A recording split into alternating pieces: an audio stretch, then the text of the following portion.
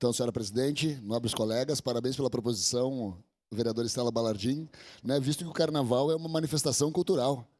Né? Eu participei de alguns, por óbvio, do outro lado, né? Agora nos meus últimos anos, né? Fazendo a segurança pública, ou então como bombeiro, ou depois como policiamento, né? Fazia a segurança de pessoas do bem que querem estar ali cultivando as suas raízes, se divertindo, faz parte também da saúde mental. Né? Então, parabenizar a senhora pela proposição. O vereador Libardi não está aqui, eu queria falar, mas enfim, ele vai ouvir também, né, a questão não é de esquerda, não é de direita, não é de centro. O carnaval é de todos.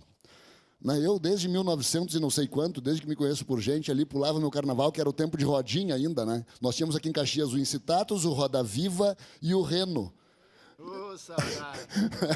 E tínhamos o Reno Piscina Clube, onde nós... Muita espuma no Reno, inclusive. Nós ficávamos rodando lá com as marchinhas carnavalescas. Né? E é isso que a gente tem que manter. É salutar, faz bem, né? É cultura, é turismo. Né? E Caxias, com certeza, a gente tem que apoiar. Parabéns pela sua proposição. Né? Eu vou apoiar, com certeza, também. É uma manifestação cultural. Né? Por óbvio, tem as questões que são... fora do circuito de carnaval, que o Bloco da Ovelha também é um bloco muito bem organizado, como os outros blocos que nós temos aqui em Caxias do Sul. E, por último, eu não estava participando, visto que eu estava quase sempre de serviço pela segurança pública, né? Participava de serviço.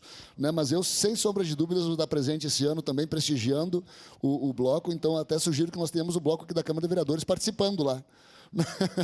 Né? Era isso, então, senhora presidente. Parabéns pela proposição, vereadora Estela Balardim. Obrigada.